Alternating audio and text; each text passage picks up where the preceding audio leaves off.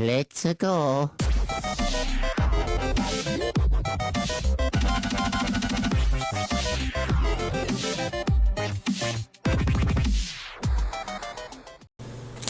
Hey, how's it going, bronies all over the world and here on YouTube or wherever you're watching this from?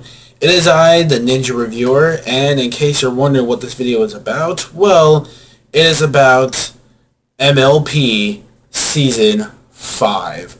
Now, what about this is that seeing the new trailer, the new Season 5, the second half of the trailer, just came out recently today, I was thinking, you know what? Since I just realized that, I'm like, shoot, this is the perfect opportunity for me to do this video, which is the Season 5 overview of Part 1. Just the first half, the first 13 episodes. My overview and my thoughts, like giving my synopsis of the episodes, just really quick, and just what are my overall thoughts. Now, the reason why I'm doing this is, well, I was sort of going to do this maybe anyway, but it doesn't really matter.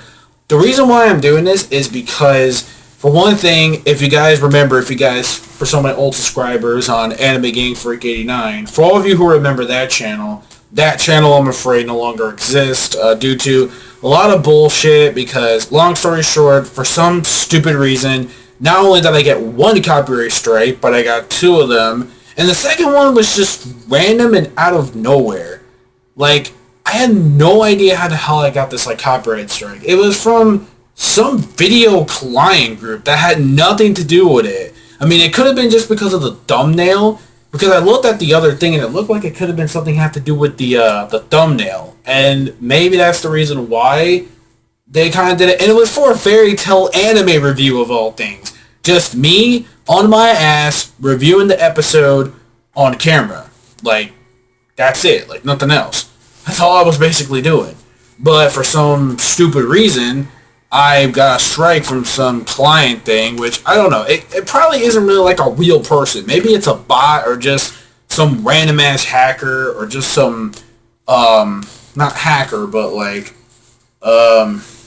it could have just been someone like someone who just flagged my video for some reason, which I don't know why, maybe a hater, but who knows, doesn't really matter. That's why I'm trying to keep it cool, and I'm like, you know what, I don't want to deal with this. I have like one more strike already. Then that one doesn't expire. Then I'm still waiting for my other one to come back and blah, blah, blah. It's like, you know what? And I was going to do this anyway. I was going to actually make the Anime Game Freak 89 account no more anyway, and I was going to transfer some of my videos anyway. Well, I could have, but I wasn't thinking at the time. But, I mean, I guess because a lot of consistency and works, in case, God forbid, something happened to the account, I had no choice but to delete that account permanently. So now, instead of just Anime Game Freak 89, where I do, like, all my reviews and stuff like that, which, by the way, I'm going to make another video regarding to stuff that I did back in the past. Like, if I did a live reaction to something or blah, blah, blah of anime, I can always make a simple review of it or something like that, which I didn't want to do that, which kind of sucks, and I'm still kind of pissed about it, you know, to be honest with you. Not really as much. Like, it's whatever now at this point. It's just, it's dust in the wind. It's just the problem is that I got so incredibly mad that happened that I had to automatically close that account, and I just didn't want to deal with the bullshit anymore, and I was just tired of it. So instead of just having everything on just multiple channels, and I was thinking anyway, why don't I just have it on just one main channel instead of just having it like on just multiple channels for this. The only multiple other channel that I have is just well, it's not technically just my channel, but it's my group's channel. It's a crossover channel called the Crossover Combos, where a bunch of me and, my friends, we do like not let's plays, but like, well, it could be that or just anything from like anime, video games, etc. Just what did you do, a review, a synopsis video, whatever, rants are fine too. But anyways, enough about me getting into the rant. So in case you guys won't, like I said, on this channel, I usually do an overview anyway on like the season stuff. Like I did one for the first two seasons, sort of, kind of, for like my 100 video, like I made, which was the hell was it? Oh, the admitting that I was a brony, that I actually got into the series and I called up and I'm a brony. Then I did one for 3 and 4, and now I'm going to do it for 5, but this is only going to be the first half. So it's not going to be too long because it is only the first 13 episodes. So I'm just giving you a quick synopsis in case you guys are from my Anime Game Freak 89 channel and just went out and migrated to this channel to find out the news that it's gone. So I was like, you know what? To make things easier, this will be my new channel for everything, reviews, rants, etc., etc., etc. This will be just for all one account, which is fine by me. I don't mind it. It makes things for me more easier. My other crossover account could just be like the videos I put on there as well, like my reviews and everything else could be on that channel. Like something like major I think that will go on that channel, it will be an extra on there, so you don't have to worry in case, God forbid, that video gets lost. So, without further ado, now let's get started with the overview. So when we start this season off, we start off with pretty much an episode pretty much a season that kind of looks like it's going to resolve itself into the map, which is the big highlight because last year we had the keys. This time we got the map. So with the map encountered, you're thinking, okay, this whole season's going to focus on the map. Not entirely completely, because there's only been like 2 episodes in total that I could think of that only did the whole map thing. With the beginning of the season, we're thinking, okay, it was going to resolve around that. That wasn't really the case. What happened really is that we only got like 2 episodes prior to that. And I think we're also going to, well, so far, I believe in the second half, judging from the episode listings that I have seen so far, it looks like we're going to have another one coming up pretty soon. If not now, I believe in the next couple episodes after the second half of Season 5 actually comes back. So that's going to look pretty interesting, so I'm looking forward to that. But anyways, let's just focus on when we first started. So the main 6 discover that now they got a map thanks to them sitting on the thrones of the cutie mark that they got from the castle after the last season where they defeated Tyrek. So they found out that this map is leading them to the location for all of them to go to. Because, as we found out later on, the map separates each group into 2 parties. This time, when the season premiere started, we have all 6 parties gathered together. And what happens is that we got our first villain of Season 5. Brand new, straight off the bat, and her name is Starlight Glimmer. But before I get to her, let's get to the location. When they get to the location, they notice all the ponies are exactly the same. Everyone is all having all these equal signs. You know, everyone made this whole reference to like communism and stuff like that. Not racism, more like communism and like, not Holocaust. Well, I don't know why people took it out of proportions. I would say more communist than anything than more of like Holocaust. I would say, you know, it had some really deep, dark vibes into this, like to be honest with you. Like this whole, you know, like this whole cult related thing that it had going on with the season. So, I don't know why people say that it had to do with, like, not racism, but, like, slavery and all this other stuff. I'm like, nah, this is more of just, like, communism and, you know, typical cult kind of group sort of thing going on. And then we got the villain, which is Starlight Glimmer, who is behind it all. And what is the reason for taking... She's Hitler. Yeah, pretty much. She is the equivalent of, you know, the pony version of Hitler, pretty much. And yeah, she pretty much is, so... So basically, we don't know the real reason why she actually took their cutie mark for this, like, big-ass, like, rock or this temple thing that has, like, most of their cutie marks in it. We still don't know the reason why she's actually doing it, because she mentioned something about they'll finally understand what we're trying to accomplish, and we still have not gotten what the hell that is, what she's trying to accomplish. We just don't know that until we get to the season finale, which we all technically know that it's going to be her as the main focus of the finale. So, if you guys saw the little Comic-Con snippet that they had, or the little animatic thing that they had, yes, Starlight is going to be the main finale villain of this season. So, we'll finally have our answer on what she really is trying to accomplish. And I have a feeling it has to do something with, like, time travel, or some kind of time conspiracy, where it will change the world of MLP forever. Now, that's going to be something pretty interesting. So, I'm actually looking forward to seeing how that's going to turn out. But more on that later on. So, the only way to actually stop her... Now, this whole thing of them trying to stop her, and then they actually get trapped within her, they actually become part of them. Like, I really like the whole strategy of, like, making Fluttershy the main pony just to, like, figure, you know, her out as like a fraud, and she just wants to use them for like her own personal needs, which again we still don't know about. So what happens is that after they try to find her out and defeat her, like they chase her down like this like snow mountain, while most of them got their cutie marks back, not everybody did. So when it comes to this season, when the season opener, it had more of this like communist like. It had an adventure theme going on. Don't get me wrong, like the location, I like the whole snowy mountain location too that they chased her on. Like, they had this like little laser battle. I like Party Favorite. Party Favorite was the shit. And Pinkie Pie's gotta take notes. Like, literally take notes from him. That dude was awesome. Like, did you see the shit? He created a fucking balloon bridge, man. Did you see that? That shit was nuts. Like, he actually created that for the main six for them to actually escape from. So that was actually pretty cool. So I think he'll be a nice. I have a feeling that they're going to be worthy allies like later on in the future, which I think it's who knows? They could come back in the finale for all I know to help them out again. Like, who knows? I really think it's a possibility, but if not in the finale, then who knows? Maybe sometime further down the line in the future that they'll become like allies with them again. So anyways, let's just move on from that. So on top of that, while they were trying to chase her down and Twilight and her had a little struggle battle, and it turns out, she lied to them about like taking their cutie marks. Like, she said like, oh, this is just like some stick I found. Like, I just use it because I'm tired of everyone being the exact different people. I'm tired of people having talents and stuff like that. I want everyone to be equal and the same. I don't want everyone to be different. I don't want everyone to be unique. I just want everybody to be like calm, simple, fine, the way they are, just the same. All of them is completely the same. They think alike, and it's creepy. It's very, very creepy. And there's actually real-life people who actually think this way, and I'm not making this up. There are crazy cults out there that do this kind of shit. So, again, it had this whole creepy communist vibe going on. It was completely different.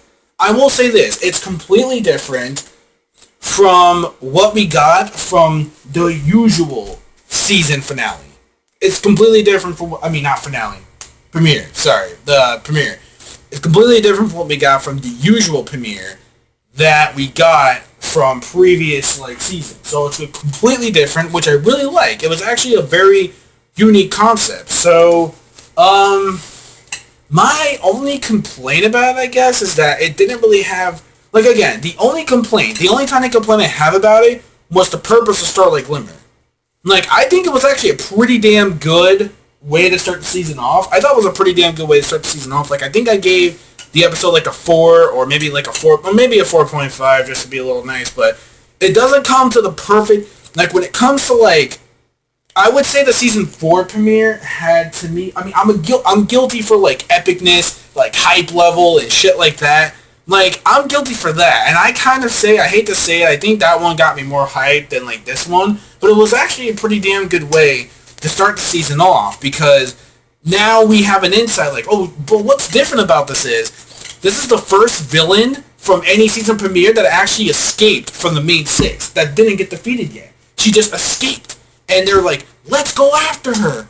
But, time consuming, because, we got minutes and commercial time and TV broadcast and shit. Which, I blame that. If it was a longer season premiere, I really think they could have stopped her here. But setting up for her to be this main focus on the finale is something different, which I'll give the creators that. It's different from Sombra getting blown up and shit, Discord being sealed up, what was the other one? Wasn't it just some plant? Oh, the Tree of Harmony, yeah. Yeah. No. Well, that was a finale actually, yeah. But that again, that was a finale. Yeah. That wasn't really a premiere. But that again, in the finale, we did see him get defeated. Yeah, but Nightmare Moon didn't really get she did sort of get defeated, but not really. She just got turned back into her normal self as, her little sister Luna. So, yeah, so I guess that doesn't really count. But still, from the pattern we've been getting recently, What the fuck? it's just, I'm just saying, because Screw you! She got fucking banned for 1,000 years! I don't mean that. I mean, the main six wise. I know that part. I'm talking about, she didn't get really, defeated or anything. She just got turned back into her little... she's still locked in her body. Yeah, not really now, thanks to the last one we had, which not really the case anymore. No, she's there. Don't worry, she's there. Because I thought they got rid of that, I'll get to it in a bit, which is the, that thing that they were chasing in their dreams or something like that. No, that's not Nightmare Moon, baby. I mean, who knows? I mean, that thing was created. Oh, yeah, Rams over there. yeah. I mean, like, the end of the season did actually leave us a note that now it turns out that I thought this whole thing was just gonna be like straight out just nothing but their cutie marks just flashing on their asses like, oh look, we got like something to do, we got a friendship problem, which I thought was gonna be all of this main focus, but it hasn't been completely yet, except for the Griffin Empire stuff, but that's really it. But I'll get to that in a second. So, with the first 2 episodes, I really liked the way it started things out. Like, it had different ideas, which worked good. It's just, I'm more of the guy that's actually more of, like, for the hype build, like, Luna versus, oh my god, that fight is still, like, awesome. Like, are you kidding me? Nothing can, like, top that. But even though it didn't really have the most insane amount of action, it was still a really great way to start things off. Like, it was fine enough. It was interesting enough to start things off on their own. Like, I mean, it wasn't like crazy amount of hype level, but it did build up some potential for season finale. Anyways, moving on to the 3rd episode, which was Castle Sweet Castle. This was a really great slice of life episode. Like, a lot of people had their problems because, oh, it's the castle, we don't like it, it sucks, why do they have to make it all diamonds and pretty and look shitty, they should have just kept the tree house. I actually was one of those people, believe it or not. I was one of those people when that actually happened, when Tarek just blew up Twilight's treehouse, which, you know, I'll admit, yes, I am going to miss the treehouse, like most people. Yes, I'm going to freaking miss it. I really am. Twilight here mourns for this tree. Yeah, see? She said. She misses the tree, too. Twilight here misses it. But I miss it, too. Don't get me wrong. It's just, we just have to accept the change. We just got to accept it. I know it sucks. I know it does, but... And plus the tree is... I mean, not the tree. The castle is big enough. It's just, it's completely empty, which I did like the fact that they were trying to help out. Like, what I really liked about it, especially not just for the comedic stuff and for all the shenanigans that was going on, especially them trying to combine all their ideas into, like, one shithole of, like, an idea. Like, you got, like, animals and haystacks going on, and you got these balloons. Oh, the party cannon thing was actually cool. That's the only good idea I liked from Pinkie Pie was the surprise cans. Those things were cool. But main lesson that I really liked is that home is not made for, like, all the stuff that you got. Home is not made for all the merchandise and all this stuff that you used to have in your own home. You know, all this great stuff that you used to own from your old place, all these great items and merchandise that you got. It's not about the merchandising. It's not about all the food that you used to have, like, stored up in your kitchen and shit like that. No, of course not. Or kitchen space or whatever. What really matters was the memories. The memories is the key of remembering the good old days of where you used to live, from your old house, from moving from a house to etc., etc.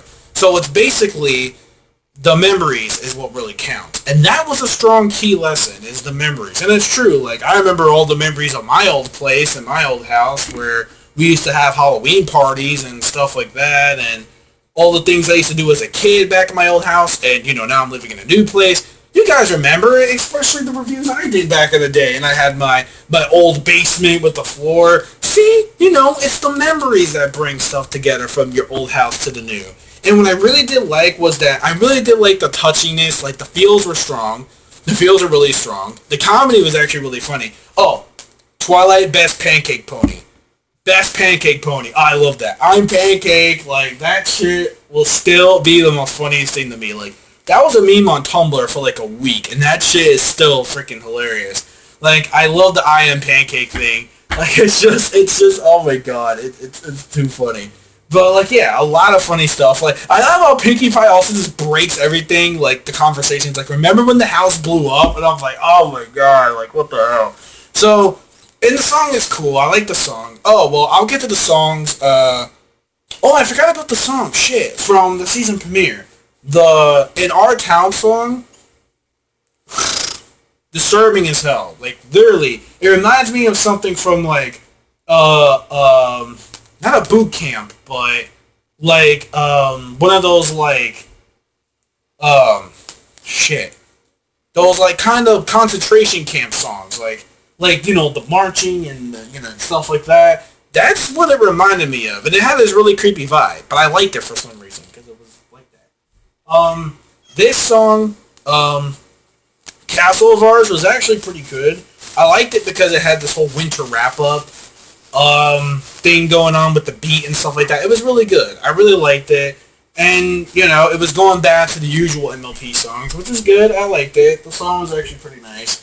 So, it fit in with the episode quite well. So, I like the tree branching that they got with all the amulets of all the memories of each moment from the old tree house when they dug it up, which brought on a lot of feels, especially in a lot of people. And especially Spike. I felt so bad for him when, both biceps did his freaking, the massage thing. Oh my god, I'm like, that was such a huge plot twist. But yeah, really good slice of life episode. Really loved it. Definitely one of the best slice of life episodes I've seen. Speaking of slice of life, I'll get to that. Episode 4, which was again, I'm trying to remember. Bloom and Gloom. That was it. It was Bloom and Gloom, which was the 4th episode. Bloom and Gloom, which was the last of the Cutie Mark Crusaders meets Luna episode.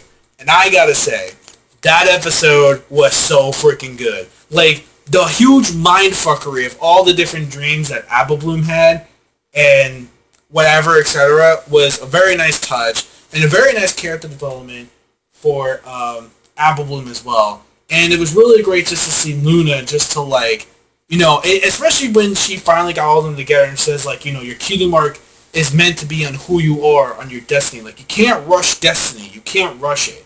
You gotta wait until it's the right opportunity to find out what your true destiny is. You have to find that out for yourself. You can't just say, like, oh, I'm gonna do this and I'm gonna get my cutie mark. Like, you gotta earn the cutie mark. And that was the main goal. Too bad that wasn't, like, in the rest of the freaking episodes, the Cutie Mark Crusaders didn't get that lesson into their brain. But it was really great development for Apple Bloom. Especially, I like the little Easter eggs that it had with, I like the little Easter eggs that it had with all the different dreams. Like, you see, like, each moment, like, outside was, like, changed to a different scenario. Each cutie mark, like, Apple Bloom get would change the situation. Like, there's one where she's, like, a ghost-busting, zapping bug thing. I like the other one, too, which was a, there was another one, too. There was, like, a whole bunch of them. Like, I'm just, like, trying to remember, like, most of them, but there was actually, like, a whole bunch of them was actually, like, that was actually, like, pretty awesome. So, yeah, so I really did like the whole, I gotta watch the episode again, though, but, and especially I like the whole little, lullaby thing that Applejack pretty much said to Apple Bloom, like, a cutie mark will change you no matter what you get, so that was actually a pretty nice touch there. And just, like, I like how, like, Apple Bloom was fighting with herself with this whole shadow about what she's gonna be and where when she goes up. I like how just Luna goes in there and just breaks the shadow with her freaking moon. And then she just like, I mean, if you guys know, well, if you're anime fans, if you know Naruto, I think like Luna put an infinite Tsukiyomi on freaking Apple Bloom, which I think is what happened. Like all these different dreams and reality, just like from the moon itself. Like if you remember Madara when he just like makes the fucking moon eclipse, the infinite Tsukiyomi, the reality is like completely changed in general. That's exactly I think what happened to Apple Bloom, and that actually reminds me of some Madara shit from like Naruto. So I think like fucking she pulled some infinite Tsukiyomi shit. Let's just put it that way, and that's why all her dreams were becoming like this one mindfuckery, and some of them were just getting completely disturbing. So it was definitely one of the best Crusader ones that I really liked. That one and the Scootaloo one was actually really good. Sweetie Belle one was pretty good. I mean, granted, I really liked some of the stuff, but kind of disturbing, but it was pretty good. I think I had a little bit of some here and there, but I really liked it. It was really good. But I think this episode, though, had to be my favorite one, next to Scootaloo. I think those two top tier, like, my favorite Luna and CMC episode. So yeah, another really awesome addition to Season 5. Next was Thanks for the Memories. One of the really most darkest messages. And again, what is with these dark message, strong, serious message vibes that are going on? Like we had communism, we have growing up with their destiny, the memories of your home, we have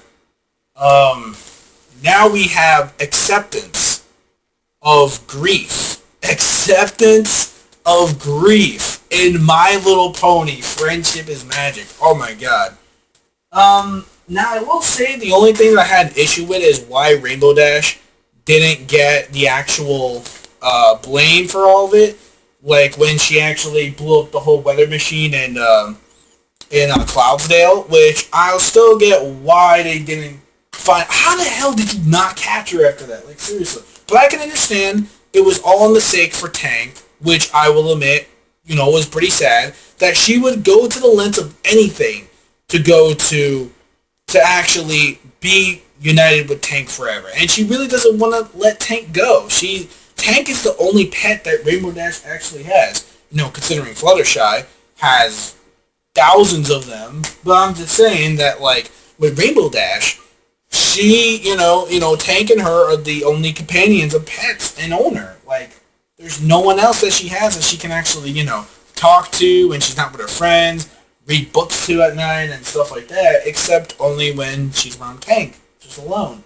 And just, her just going to this whole, and this is the whole 5 stages of grief here, people. The 5 stages of grief, again, in My Little Pony. Like, that joke that I saw on Ponies, the Analogy 5, My Little Pony, a family show. Like, that sets the bar right there on how much that is so fucking true. It's not even funny. Oh my god. But, yeah. So, we have the 5 stages of grief in this, and then, it's really sad, and Fluttershy had to trigger Rainbow Dash to accept it. Otherwise, she would be in this depressed form forever. And I will admit, those slippers, man. Those slippers are so goddamn cute. I want them. Oh my god. I want a plushie of that. Someone make a plushie of Rainbow Dash with those freaking turtle slippers, please. That thing is too fucking adorable. Same with Tank. I like what Tank was wearing with the sweater. So fucking cute. Oh my god. Like, I couldn't stand it. Like, no. Especially when they were, like, all, like, crying and holding up. Except for Applejack. Because remember, she only cries on the inside.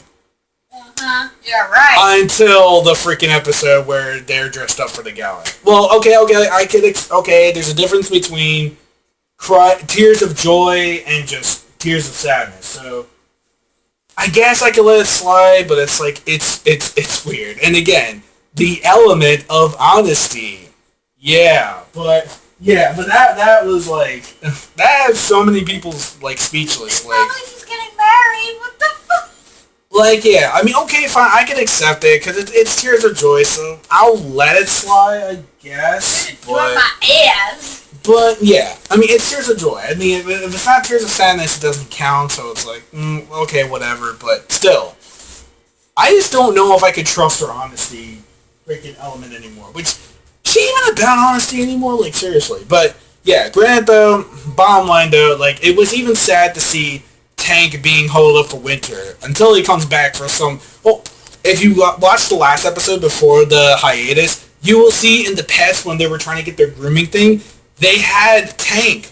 I'm not joking. Freeze frame that shit. Tank was actually there. So I think this is way after Tank is hibernated and comes out of spring. But I guess they just don't want to make an episode and obvious like, oh hey guys, Tank is back. Which they don't need to do that because if they did that, I would kind of be a little pissed. But thank God they didn't go to that route. Tank is there. Let it be. Let it be. So, bottom line, though, was sad. Especially the way he was, like, burying himself there. And it looks like, people thought he was going to die. But no. People were like, oh, Tank's never coming back. There he is. Tank is back with Rainbow Dash. And they're having a little pet grooming thing, even though it kind of fucks up because, lack of sleep. But anyways, Appaloosa's Most Wanted. I don't want to talk about this episode too much because I think this episode sucked complete donkey balls. I did not like it for a reason. It had so much potential too, especially with Trouble Shoes. Trouble Shoes was the only interesting character in that particular episode. I think it was one of the worst episodes, the weakest one of the season. Why is because it wasn't funny, it wasn't adventurous. We went to Appaloosa for what? We didn't discover anything new besides a fucking rodeo show that's going on. And for some reason, Brayburn, which they didn't explain how we got the injuries in the first place. And by the way, Brayburn is one of the worst pole sitters of all time because he let those kids, out of his sight, twice. Fucking twice! And the motherfucker is, he sucks. Well, he doesn't suck, but his babysitting wise, I wouldn't let my kids alone with that guy for like 1 second. And again, we didn't get explained on why he like broke his, which I call bullshit. I think he faked that whole thing. I think he faked it, but doesn't matter. So the Cuban Crusaders are trying to catch this wanted criminal named Troubleshoes, and believe it or not, this guy wasn't even a freaking like bounty or a freaking wanted man to begin with. He was just a clumsy guy that, thinks that it was all bad luck, but in reality, he can do something better with that clumsiness and make himself into a rodeo clown. But the adults, oh my god, the sheriff, the fucking sheriff, and oh my god, they were retarded. They didn't even give the Cuban Crusaders a chance to fucking like explain themselves. Like, oh no, come on guys, let's go. This guy's a fucking pedophile child molester. We gotta put this guy in prison. Like, no. If you would listen to his fucking story, I mean, hello. If you would listen to his story in the first place, this would not happen. But, they finally realized at the end of the fucking episode when he's doing all that crazy shit with the rodeo, and oh hey, guess what guys? Then they finally explained that, you know what, this guy isn't really so bad after all. Like, no, you think? Oh my god. Fucking stupid. All of them were stupid. All of them. I mean, yeah, there were some funny moments that I did like, oh yeah, by the way, Kingdom Hearts Crusaders 2. Oh yeah, I have a moment big with them too. They were not good for this episode. Like, why on earth would you go on an adventure to rescue a criminal or a person that you don't even know of?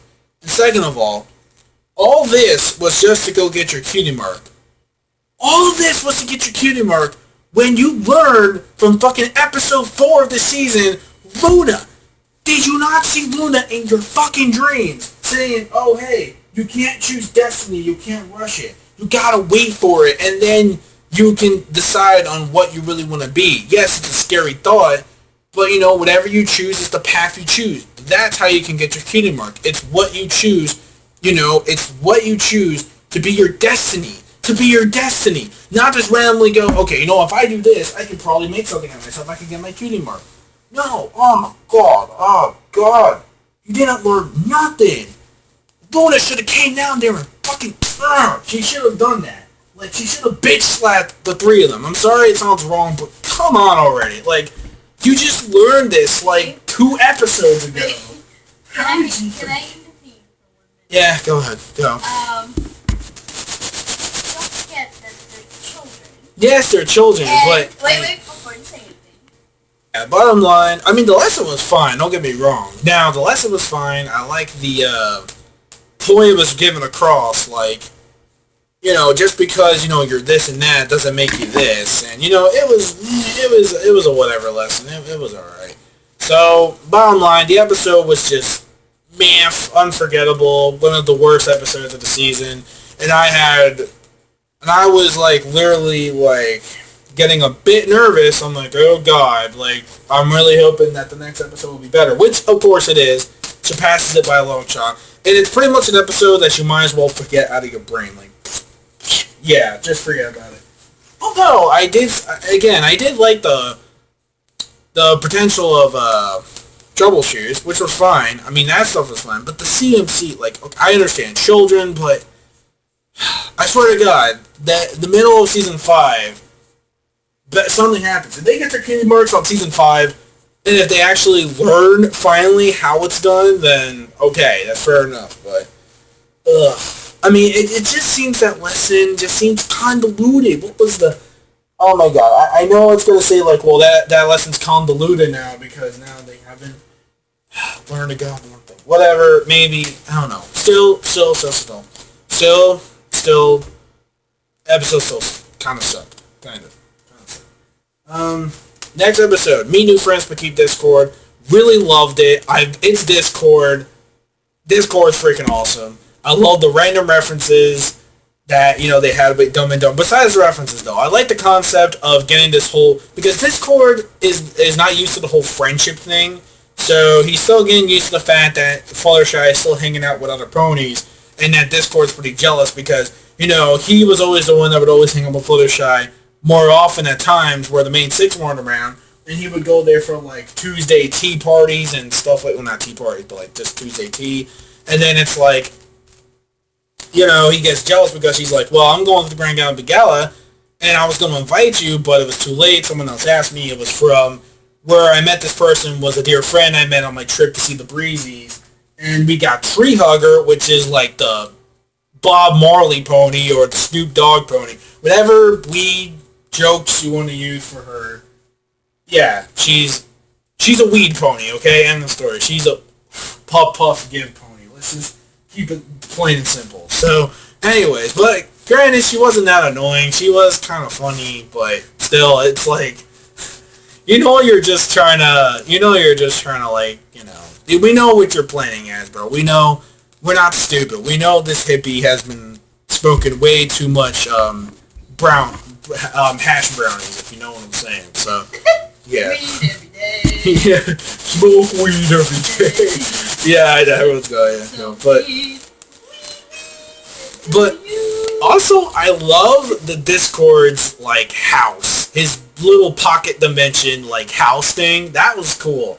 It was weird, but it was cool though. And I was like, do those dust bunnies really move though? Like, but I feel bad for like when like the mailman comes in there, he finally finds the place. Discord just sends him off, and some fish thing eats it, and it's like out of the sky. I'm like, where the hell did this thing go from? I'm like, what? I'm like, oh, there goes that mailman. He did. Yep. Or is he? But yeah, I'm like, but yeah, I did like when he gets invited. Instead of inviting Fluttershy just to, I guess, get back at her, he pretty much invites the Smooth, which everyone knows is a G1 creature, but way different because the G1 was like a combination of like sludge and I guess muck from Pokemon, and that one was just pretty much like, I forget what it was. It was something that had to do with like darkness of ponies or something like that. Like it was some kind of splooge river or something. I have no idea. I don't remember because I never watched G1, so forgive me for that. I only know because I've seen what it looks like, but instead of that, we get like this like Gak. We get Gak or Flubber or the Gak Flubber gentleman. My Little Pony. I don't even watch that. I never really watched G1 that much, so forgive me for. Watch G1 or 2 or 3 or 4. G1's not that bad. It's just like still, it's like. I don't even see them before. It's just like I know the creature because people say, "Oh, it's from G1." I saw the design. I'm like, okay, I saw the background. I was like, all right, so it's a G1 thing. But it's just I just never really got into it. So it's like I kind of know because fans point out, like, okay. So I seen it, and it's like it's like a weird combination of Flubber or Gak. Like, I don't know, like with a top hat. And I like the choice of uniform where it has the Dumb and Dumber matching thing. I'm sorry, I'm so yeah. So then, like, he tried to pretty much get Fluttershy on that, like, jealous side, but that didn't really work because Tree Hugger was pretty much, and she was fine with it. She was fine with Discord, but of course Discord was, kind of still a little jelly. So he tried a lot of things like stand-up comedy. He tried to fit in with the crowd, and he pretty much locks the Smooth up, which I feel bad for the poor creature. And he feasts on gold and trophies instead of like ponies. He feasts on gold and whatever it is, and he becomes bigger as it goes. And I like the whole Shining reference it went with. Speaking of references everywhere. I like the Metal Gear Solid reference the most, like with Discord hiding in the box. That was funny with the expiration point. Piggy Pie breaking the fourth wall. I really love the whole stand-up comedy thing that it had. Like, there was one that he tried with, Mod Pies was funny. Oh, yeah, cameos. Mod Pie. Yeah, my bitch is in there. Right, but she didn't do anything too epic. Except for that one epic punchline, where it's like, you're the most basic of jokes. And I'm like, God, dude, like, ow! Like, oh my god. That was funny as hell, dude. But, yeah, like, I like the references there. There were really some good stuff. And, we see that, like, Tree Hugger really was helpful by calming it down. Discord, unfortunately gets pissed, tries sending this weird pocket dimension with a Mexican puppet. Okay. So then, it's like, okay, fine. Like, I'm not used to the whole friendship thing, which is cool, whatever. We can accept that if you want to see other friends, if you want to talk to them, it's fine, but I have to get used to this whole thing. I mean, the lesson was fine on its own. Like, you have to realize that not everyone's always going to hang out with the same group of friends. There's always going to be some other group that someone's going to find interesting and they're going to hang out with them. You just got to accept that sometimes they have other friends that you never had before and they want to catch up with them and stuff like that. So I can kind of see that because I had that same problem growing up with all these different groups of people and friends and acceptance and stuff like that. So yeah, really awesome episode. The 8th episode, which was the Griffin Empire? Yeah, the Griffin Empire episode. I really liked it. I thought it was actually pretty good. It wasn't what I was expecting, though. And by the way, it's the first episode with the map. Well, finally, again, with another map one. And this time it's Rainbow Dash and Pinkie Pie. I like the combination of the two, which I think fits perfectly. You know, those two go together like bread and butter or cupcakes and whatever. But they go together quite well. And I did like how they actually we finally get to see Griffinstone, which Twilight, of course, orgasms to always go there, which she couldn't because it's the map's destiny to go there. So, yeah. But I did like the little narration she had. And I like the little hats that Pinkie Pie and Rainbow Dash are wearing when they go on the mountains. And we see that the Griffin Empire is pretty much a shithole compared to what it was years ago when it was a fine community until that one-eyed goat demon thing pretty much took King, I think Grover, I think his name was. Yeah, we got Sesame Street up in this bitch now. We got King Grover. And they pretty much like stole some kind of ancient, what was it, like a crown or something like that? I'm trying to remember. It was some kind of like crown or something, or some kind of gold or a crown or something from what he actually stole. And what it was is that because of that, and all the riches he had, or the gold he had, or whatever, the goat thingy pretty much falls down into this endless pit, and they have to get all those riches back, and that's what made, you know, the wealthy of Griffinstone, and ever since then it's been really poor. Every Griffin has been greedy. Griffins have always been, you know, they're all been greedy. They're all, I'm not going to say that word, not because I'll get people offended, but Brandon, they become, you know, that kind of society, and then we got Gilda back. Yay. Gilda's back, and I really did like the 180 change that they had with Gilda, which was fine. I didn't mind Gilda's change when it comes to the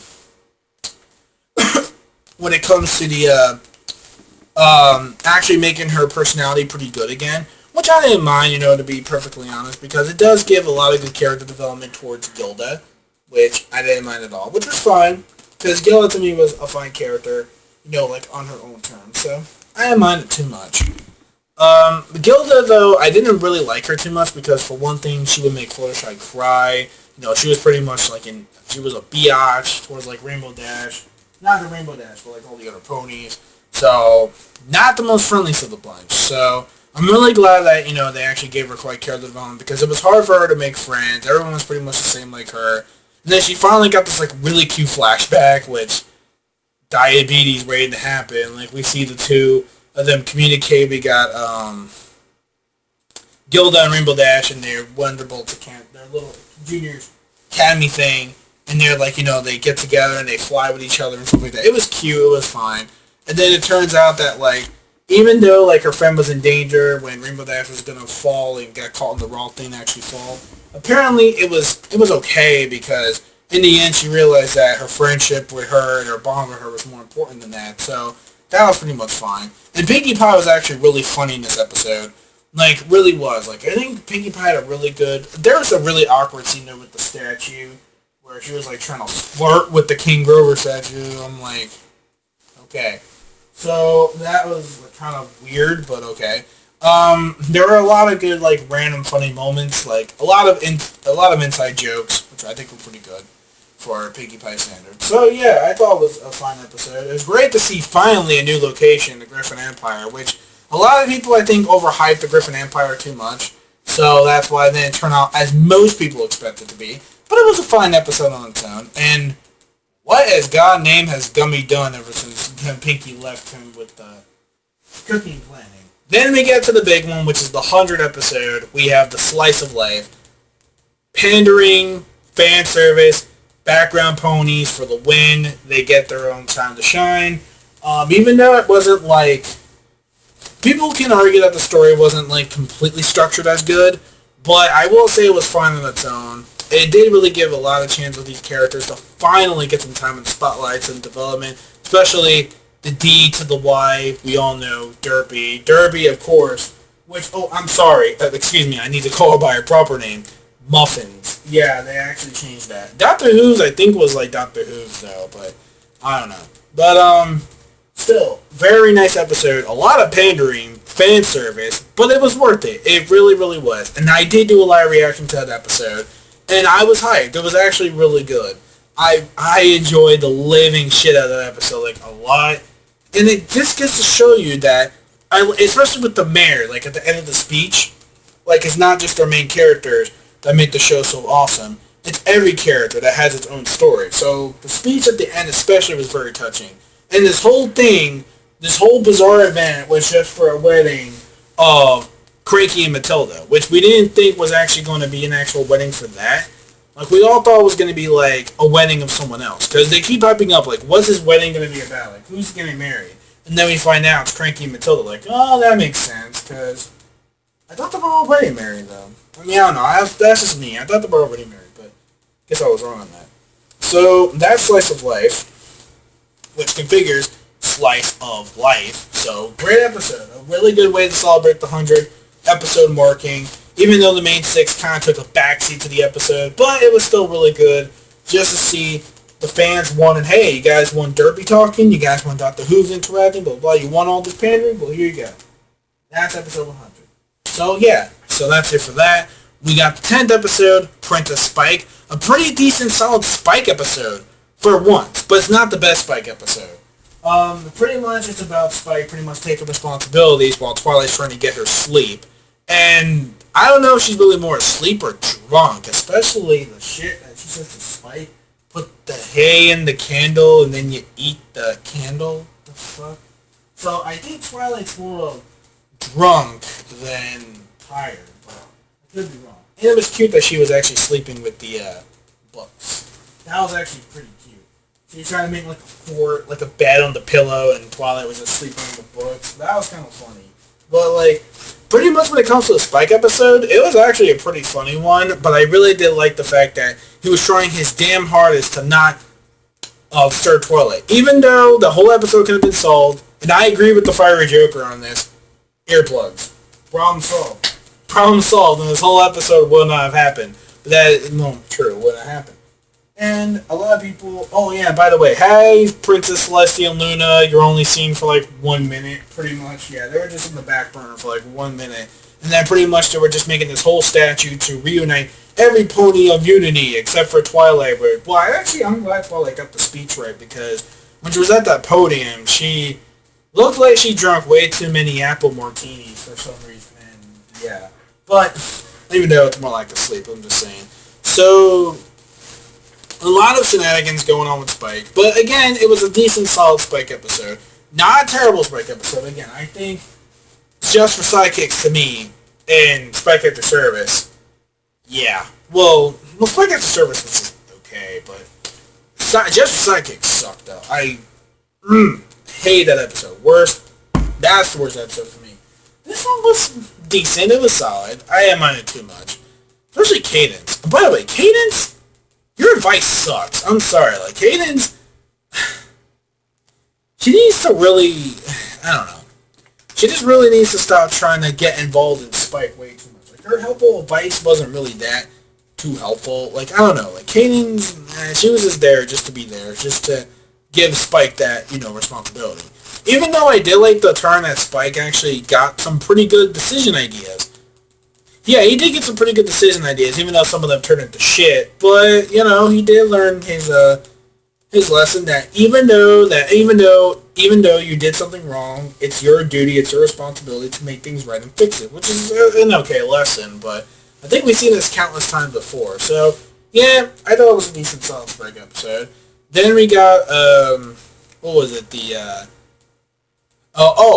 Yakinsons, or well, no, not Yakinsons, but the Yaks. No, Party Poop. That's what it was called.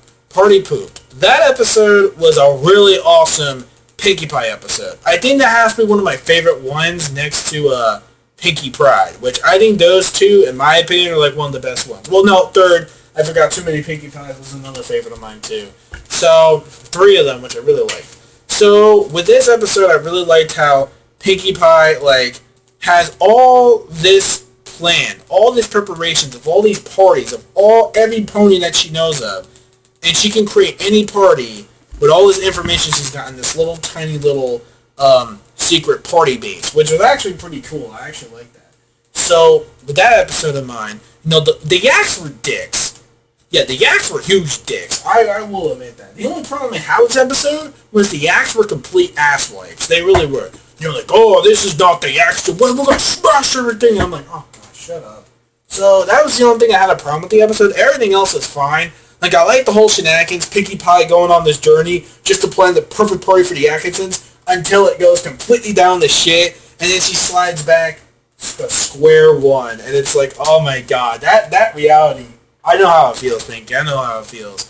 By the way, I like the Beatles references. That was my most favorite one, with the whole starting of the band while she was traveling. That was just out of nowhere. I thought that was actually pretty funny. So, then Twilight freaking out. Oh, the yaks starting a war. I'm like, what? The yaks? What the hell are you gonna do? You do no, get out of here. You're not the changelings. Get out of here. You're not that strong. I mean, yeah, you got brute strength, which kind of makes it strong, but you don't have any magical, threatening power. So, well, not again, if you have, thousands of yaks from your village, maybe that's a problem, but I don't know. I don't think it would be a good idea even to go into war with, 4 princesses that can destroy you with magic. Easily. But their strength alone could maybe outweigh them, because those yaks are pretty fucking strong, not just from their motion of their voices, but their strength alone can destroy houses and shit. And they were actually gonna declare a war if the party or their welcoming ceremony into Ponyville wasn't right. And Celestia was actually gonna come down there too. So imagine Celestia. Oh my god! But people were wondering, why didn't they have a war? That would have been so cool just to see an epic war of yaks versus I don't know, Pegasus or just the Equestria Celestia army or something like that. That would have been kind of cool, but I don't think that battle will last too long. I mean, depending how waves go, but yeah. But I like the look on Celestia's face when they were so happy of their homecoming. They're like, it looks like we're not gonna have a war after all. And then Twilight is just back in the corner, and Celestia's like, the fuck, what, what did I just miss right now? So that was actually pretty funny. That was pretty awkward. So, so that episode though was actually pretty good. It was actually a really great Pinkie Pie episode, except for the yaks, fucking assholes. Then we have Twilight's episode, which was I think a mending fences. I think that's what it's called. Yeah, I know the episode number listings, but mending fences. Yeah. That was a really incredibly awesome Twilight episode. It wasn't the funniest episode. I mean, why does it have to be funny? It wasn't based more on comedy. It was more based on feels and development, especially for Twilight. The way she actually had amends. She tried her best just to reunite, to make all things amends with her friends back at Camelot. It was pretty good that we got to actually see those ponies again from the first episode. Because we thought, oh, those ponies, they're biatches. They were just, making fun of Twilight because she has no friends. But in reality, we didn't really see that those ponies were her friends back then. But for some reason, she's changed Twilight when she was growing up, and she felt more secured alone and with her bugs and stuff like that. Kind of like what Moonlight Dancer was when she actually went back to her. Every one of her friends was fine. They were acceptant, but they kind of could tell that, yeah, why didn't she see us again? We were her first friends first. These main chicks, get these bitches out of here. Seriously. But, yeah. But then she found out, but except for Pinkie Pie actually knows, one of the girls, though, that she does. I think she was, one of the wedding, the hell was it? Oh, one of the, bridesmaids. I think she was one of the bridesmaids for, Cadence's wedding. Yeah, I was like, oh, right. I do remember that now. Okay. Yeah, I just remember that, yeah.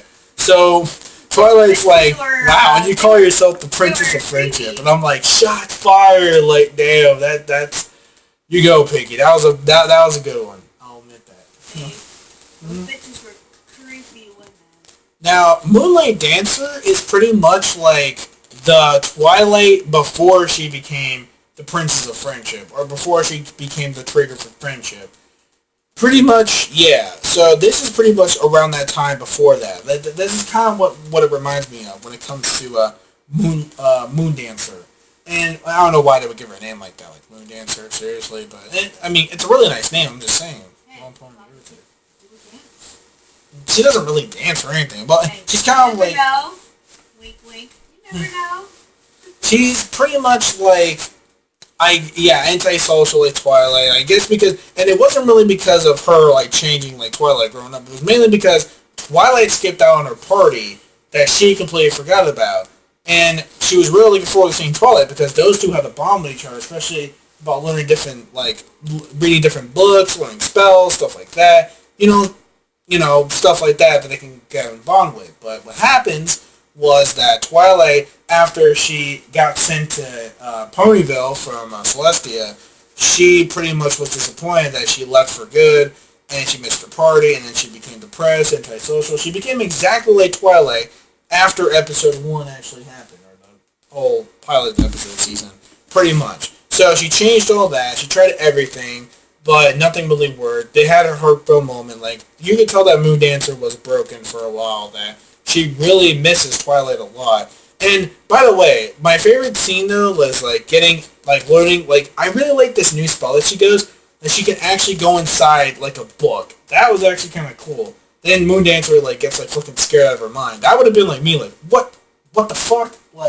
That would have, scared me a bit. I literally would have shot my pants. What are you doing? In a book. And I was like, okay, so how did you learn that? But we don't get an explanation, of course. We just get, a cutscene, a jump cut there, after she kind of has a little moment with Moonlight Dancer. So in the end, after she finally does actually get Moonlight Dancer to accept her friendship again, she becomes a different person. She becomes more nice to the Twilight, and she finally realizes that, yeah, having friends is more fun than just being locked up in books and stuff like that all day. Kind of like what Twilight was, again, after she was growing up. So, a lot of emotion, a lot of feels, especially when it comes to Moonlight Dancer as a character, which at first I just thought she was just a second Twilight clone, but in the end, though, she did have some, personality, so... style. I noticed, too, that the hairstyle was exactly like Twilight's tail, at the very beginning. Before, a little bit. Because of the fucking name. A little bit, maybe, but... Fucking name, man! So, as a Twilight episode, I really liked it. I had low expectations about the episode, but after watching it, it was really awesome. It was a really beautiful episode, just to give Twilight her development, and why she is known now as the Princess of Friendship. And now, finally, we have the last episode before the actual season took a little break of the first half. So, this episode is the last episode of the first half, episode 13 after the Twilight episode. We ended off, before the hiatus, with an episode of Luna. Now, out of all the Cutie Marcus area episodes, out of Luna Eclipse, this was the best Luna episode by far. Oh my god, the amount, I had, a little bit of high expectations, but I didn't want to overhype it, but there was enough hype just to get this episode going. It was just so well done for a Luna episode.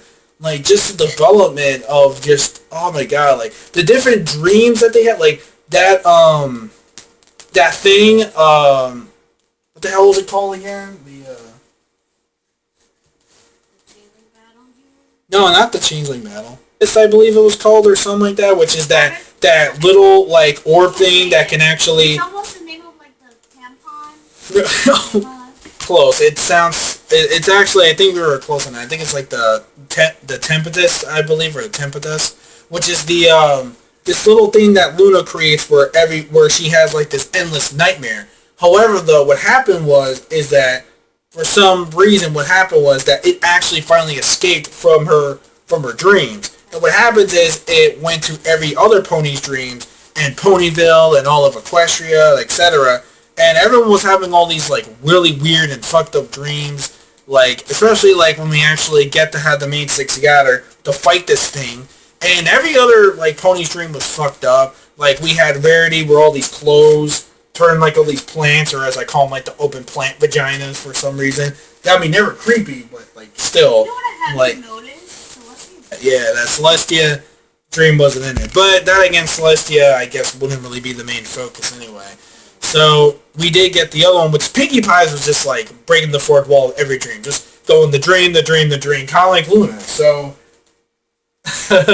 I mean, I guess I guess she's got the same ability as Luna, just go in everybody's dream, except she can just like multitask and go to like different dreams at once, which is actually kind of funny. So I like the way she was fourth wall breaking. Then we get these like creepy looking pastries and all these party things like attacking Pinkie, and Luna just like trying her best, like, don't worry, I'll try to help you guys out. But her help doesn't really succeed over well. And even though she's trying her best, like, everything just screws up and she feels kind of bad. Especially for Applejack's was, like, weird. It was, like, some, like, giant-ass, like, apple.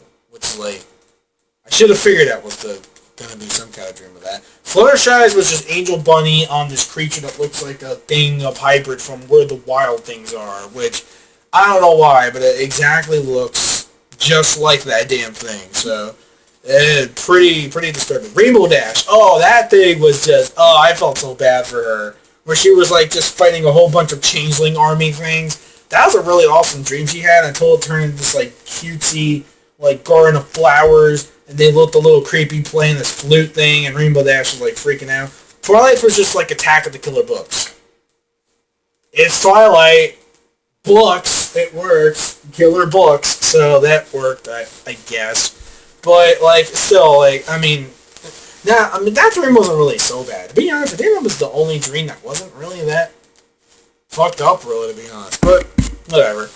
So anyways, they have to try their best to actually fight it off. So, Luna pretty much, like, makes this whole thing, like, this whole reality of Ponyville into one big dream. Like, everyone, all they have to do is just dream of anything, and they can become it. Like, Derpy, for some reason, becomes, like, this really big, giant cat. Or no, not a giant cat. She just turns giant. She meows like a cat. I guess she wants to be a giant cat. I don't know. I guess that's her dream. Yeah. Also, I really... Oh, God, I got to talk about that. I've got to talk about that. Oh, we all know what's coming. We all... Oh my god. Well, the other stuff was cool too. Like, I did like, Flutterbat's return was cool. I liked how she turned into Flutterbat while helping out fighting the Tempest thing. That was actually cool. And the Tempest kept growing bigger as the negativity of all the nightmare dreams kept combining. So, that was actually, let's get to the elephant out of the room. Yes, Alicorn, Big Mac. You could turn anything into a dream. I mean, I said the same thing when I first watched this episode. Like, why can't all of them just become alicorns and this will be all over? And then, out of nowhere, I was like, I have to open the mouth, didn't I? And then it's like, Big Mac just becomes alicorn. We got the Sailor Moon music, for God's sake. And it actually made it even more silly with the Sailor Moon music and the transformation. And the voice, too, was like, wee! And I'm like, oh, God, no, stop, please. But still, it was funny, but no. No, it wasn't Larson that did it. It was, I forget who wrote it, but anyways. You asked for it. It was kind of cool, don't get me wrong, but not in a girly way. I mean, he could become Prince Mac for all I know, but still. I mean, I don't think I asked for that. I didn't ask for that. Did anyone else ask for that? I didn't ask for that, but the end, we see that, like, while that thing was about to open up a portal to, like, destroy everything in sight, we find out that why is it still growing bigger after we all stopped it from creating all these dreams. And by the way, Spike, nice callback to the beginning of Season 1 with the whole armor thing, knight thing going on. Binding on Derpy, that was epic as hell. I was like, whee! Just stopping it, too. Like, that was cool. And Flutterbat and all that. Oh, yeah! I like the callback to Season 4, too, with the superhero thing. Rainbow Dash and Applejack with the superhero costume. That was cool. I was glad they did the callbacks to that. So, yeah, a lot of good callbacks that they had with that. And then at the end, we found out that she was the one, Luna, that actually created this whole thing because she had this endless nightmare at every pony not accepting her yet because of all the terrible things she's done in this Nightmare Moon. But Twilight's like, wait, did she forget that she went back after Luna Eclipse to do the whole Nightmare Night thing? I don't know. Did she just forget that? Because I know that she went back there and she sort of redeemed herself by Not by trying to, not scaring everybody and stuff like that. Well, not every pony to be scared of her and stuff like that. But I guess, I don't know. Maybe she still feels like they're untrustworthy. I don't know. I'm guessing at this point, but still, she does feel she still feels neglected that nobody still trusts her. But Twilight like, it's okay. We're behind it. It's good. We still trust you for who you are. You're still part of us. You are the princess of the night. You're not evil. You're not Nightmare Moon. You're just exactly who you are. Just protecting Pony's dreams and making them safe. Like, it's fine. It's cool. It's not your fault that this is happening. So all you have to do is just make it non-existent and it will go away. And that's what Luna did. And the thing pretty much just like grew like pretty much bigger and not into existence anymore. Everyone's dreams are back to normal. And Luna finally has her dream that she's always wanted. Full night's sleep. And she's asleep in a beautiful looking flower setting, which was nice. It looked really pretty. It looked really cool. So that was that episode. So that's the first half of season 5. Overall, it's been a really outstanding season so far, with the exception of one episode. It was still a pretty good way to start. It's a pretty awesome season so far. Just only that one episode. But other than that, other than that, it was still a really outstanding season so far. Regardless of that one episode, it was still a really outstanding season so far. I haven't found one episode. Oh yeah, I did, but not all of them combined that actually start to suck. All of them were really unique. All of them are actually really fine. A lot of dark and mature messages, which I'm really surprised. Like, I think the more the seasons go, the more mature messages we're gonna get. So that's actually really a good concept. So yeah, again, this is not a full review, but I will say that it's a pretty outstanding way to start things out so far, and very intrigued so far about this season for the first half. So pretty good shit so far. I'm not gonna give my full review yet until the season is over. When the full season is over, I'll give the review. Until then, this is just my first. This is just part 1. Part 2 is going to be my overview, and then my full review of season 5 as a whole. But that's not going to be until way later down the line, or maybe not to the end of the year. Who knows? That's going to be later down the line. Not even like close enough. So thank you guys for watching. Hope you enjoy. I know this video was actually pretty longer than expected, but screw it, whatever. I just wanted to get this out of the way. But if you have, stay tuned. Thank you for watching of the season 5 overview. Let me know your thoughts in the comment section below of what was your favorite moment so far of the first half of season 5, and are you excited for the rest of season 5? We are back, baby. Bronies are back. Ponies are finally returning after a couple of months, maybe a couple months and a half of the hiatus. Twilight's happy. Yes, you agree with me, right, Twilight? And Twilight says yes. The Princess of Friendship demands more ponies. We're getting it this Saturday. So let me know if you guys are just extremely hyped. We only got not too long until it actually comes back. So yeah, let me know your thoughts about what was your favorite moment so far. And until then, this is Ninja Reviewer, signing out. Peace out. And manga fans, keep supporting what you read and what you watch. And Bronies, Bro Hoof, Brony on, Bro Hoof to you guys. And thank you all for sticking by me. But I will be back. But actually, no. I'll be back to review Season 5 when it comes back, after Episode 14 comes back. And then I'll just do my reviews weekly again. So to all my Brony fans who have been waiting for my reviews to come back, I have returned for the rest of Season 5. So this is just a little makeup video for all the shit that I've lost from Anime Game Freak. So let's just keep that in mind. So yeah, I'll be back. I'll be full throttle reviews. Even though it sucked, it's shorter than my usual seasonal reviews. But whatever though, still, it is what it is, I guess. So anyways, signing out. See you guys.